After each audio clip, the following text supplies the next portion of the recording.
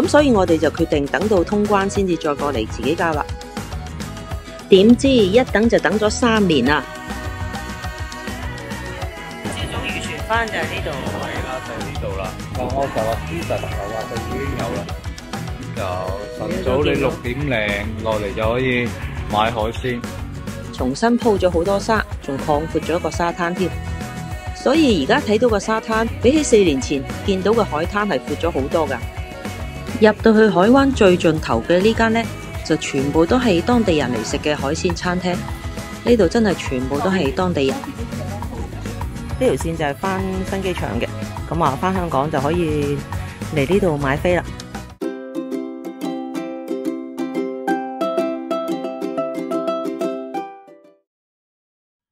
各位朋友，大家好，歡迎返嚟我嘅頻道，我係阿 Yan。今集呢，我哋會繼續喺芭提雅。今次返芭提雅，除咗玩呢，其實係有事要處理㗎，就係交罰款啊！過嚟交呢個遲咗差唔多3年嘅房產稅。泰國喺2020年呢就頒布咗新嘅房產稅政策，咁經過咗2年嘅過渡期，佢喺2022年就正式開始徵收房產稅啦。係根據房屋嘅評估價同埋房屋性質，稅率就從0.02% 到0.6% 不等。喺20年嗰時，因為封關就過唔到嚟，嗰時聽到呢個開始收稅嘅消息啦。咁但係個銀行 app 咧又有阻滯用唔到喎，咁啊試咗用好多方法都交唔到，都幾彷徨噶。因為唔知道如果唔準時交會有咩後果。咁嗰時 Facebook 啲群組咧就開始討論啦。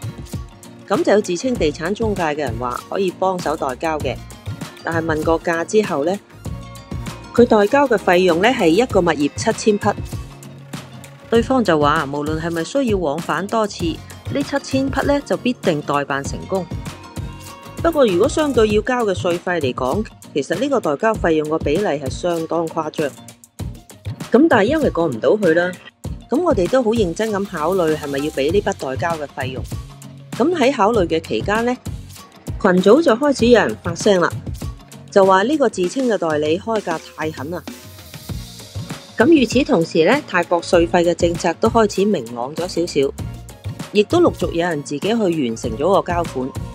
個程序上聽落都算簡單嘅，咁所以我哋就決定等到通關先至再過嚟自己交啦。點知一等就等咗3年啦。見到芭提雅 City Hall 個牌啦，咁我哋嚟咗問咗人之後呢，就知道要去芭提雅個市政廳交啦。今日已經係23年嘅年尾啦，相信大家都有好多人已經交咗啦。不過當日我哋嚟到嗰時，都未知會罰幾多錢㗎。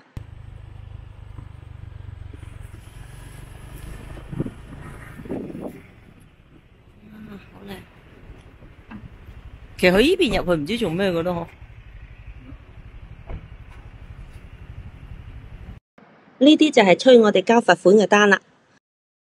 開完信箱之後有一大沓，入到市政廳呢，就喺門口問個 secure 哥哥，佢就好熱心咁話俾我哋知喺邊間大廳去交。咁入到去專門交房產稅個大廳，門口個 reception 呢就會俾個號碼牌你，話俾你知去幾號窗口等。因為我哋其實已經係近乎最遲嗰批嚟交罰款啦，所以都好少人，好快就輪到我哋啦。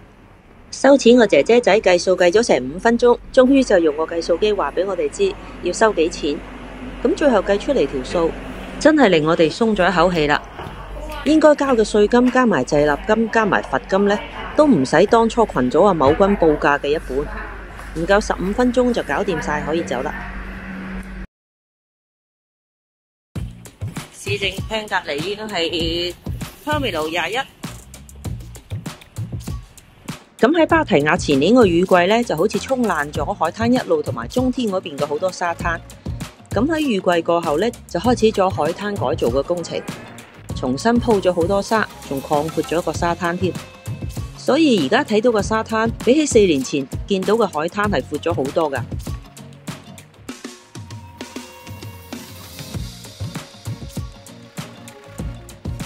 一邊就海灘，一邊有好多食肆酒吧，但係如果你講人氣嘅，梗係當然及唔上市中心。但係擺埋呢度咧，就有一個寧靜嘅感覺啦。哇！個海灘就真係闊咗好多。係啊，人工咗。以前嚟到呢度都已經冇晒沙啦。朝早漁船返就係呢度。係啦，就係呢度啦。我就話呢笪頭話就已經有啦。咁就晨早你6點零落嚟就可以買海鮮，但係呢度嘅海鮮都唔平嘅，唔係平民價、遊客價。入到去海灣最盡頭嘅呢間呢，就全部都係當地人嚟食嘅海鮮餐廳。呢度真係全部都係當地人。我哋已經2點先過到嚟，2點幾先過到嚟，都已經冇晒位，都要等咗一陣先有位。跟住仲不停有人過嚟。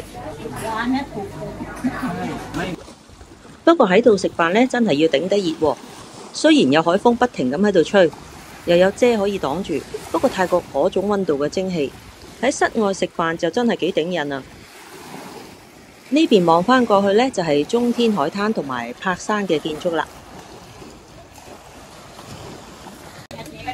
咁因為呢間嘢就冇乜遊客，所以個 menu 上邊呢亦都冇英文嘅，連啲圖都係得幾張，仲要係自己寫字落單。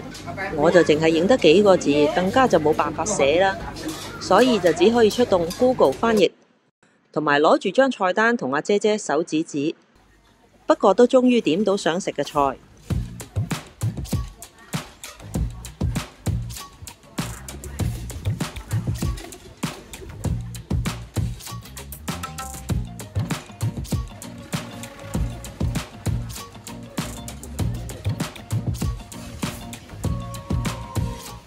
我哋就點咗一個蟹肉炒飯，一個香蒜帶子，一個蟹肉煎蛋卷，同埋一個9層塔炒海鮮。如果人少過嚟咧，我就建議大家唔好嗌炒飯啦，原來超級大碟嘅。呢碟帶子，香蒜帶子。咁如果嚟得露天餐廳食海鮮呢，烏蠅就係少不免噶啦。呢個9層塔炒海鮮，9層塔或者叫夾炮。我哋一共嗌咗4碟餸，不過因為嗰個蟹肉炒飯個份量實在太大啦，所以我哋都要拎走。咁啊，真係食唔晒。如果3個人嘅份量應該啱啱好。阿姐姐呢，不停喺度剝蟹肉，由我哋坐低剝到而家，都未停過手。唔係啊，佢頭先話由翻工啊，朝頭早到而家都係剝蟹肉啊。一日8個鐘就喺度剝蟹肉。呢間餐廳呢，就喺中天海灘向南一直行，離芭提雅市中心大約就係14公里，咁都需要自己有車先至過到嚟。其實我哋點解會揾到嚟呢度呢？最開始就係想睇呢度啲屋，就係過嚟呢邊睇下屋，呢座初初睇都幾吸引我哋。啱啱旁邊有條河仔，咁啊有海景，跟住就發現呢間嘢啊！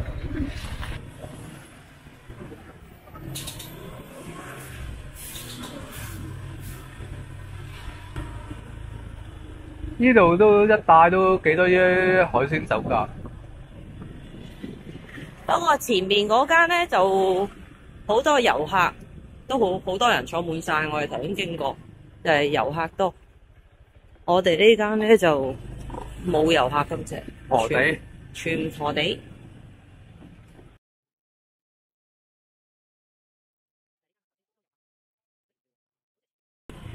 係啊，呢間。呢間就特別多遊客，到而家都仲坐咗好多人喺度。個環境就好正喎，不過如果你中意熱鬧嘅芭提雅市中心咁咧，就呢邊出去就會有啲麻煩。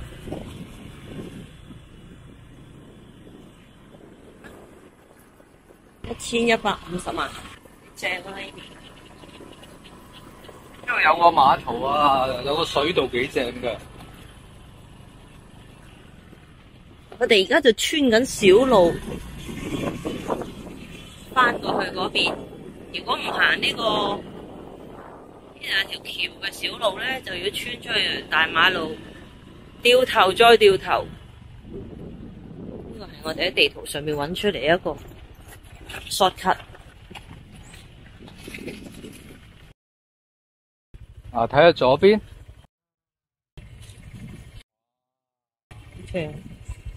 咁出前面咧有啲叫做遊艇泊位，幾正啊！呢度只需1150萬匹。我哋而家穿緊嘅呢條路徑呢 Google Map 上邊係冇顯示嘅，可能因為屬於一個寺廟嘅私人物業，咁就要自己手動放大嘅地圖去揾。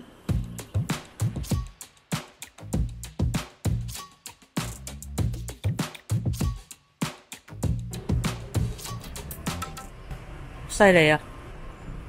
好似買二手電單車咁啊！呢度二手車，哇！好似仲有幾層喺呢度。呢度就係 T21下邊嗰個電單車停車嘅地方。犀利啊！呢個真係一隻鱷魚咁樣起晒。喺市中心 Hilton 樓下呢，就有呢檔烤鱷魚肉，不過都幾恐怖，我哋就唔係好夠膽試。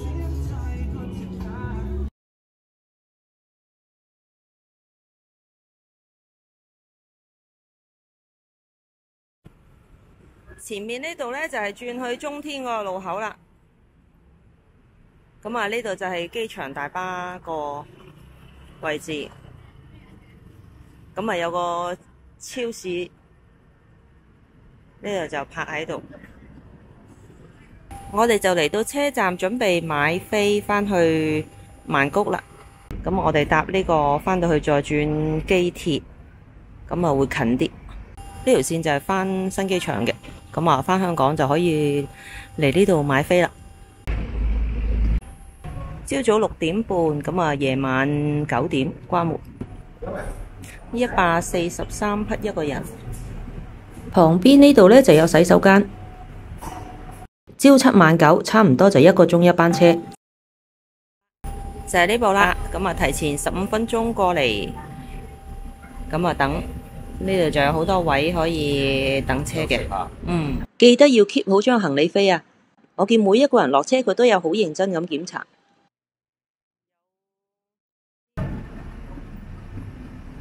哇！佢係肥啊定係老啊？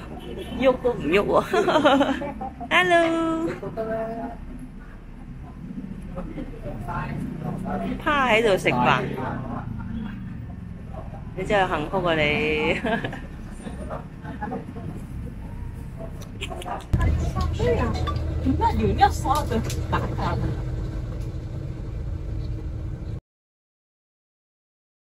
呢個機場機鐵嗰部機，咁啊揀到自己要去嘅地方，揀幾多個人，佢就會顯示到要俾幾錢啦。咁啊下邊呢度就入紙幣。好啦，呢一集嘅芭提雅就分享到呢度啦，多謝大家睇晒我條片啦。如果鍾意我哋嘅頻道，歡迎點讚、訂閱、分享。我哋下集再見，拜拜。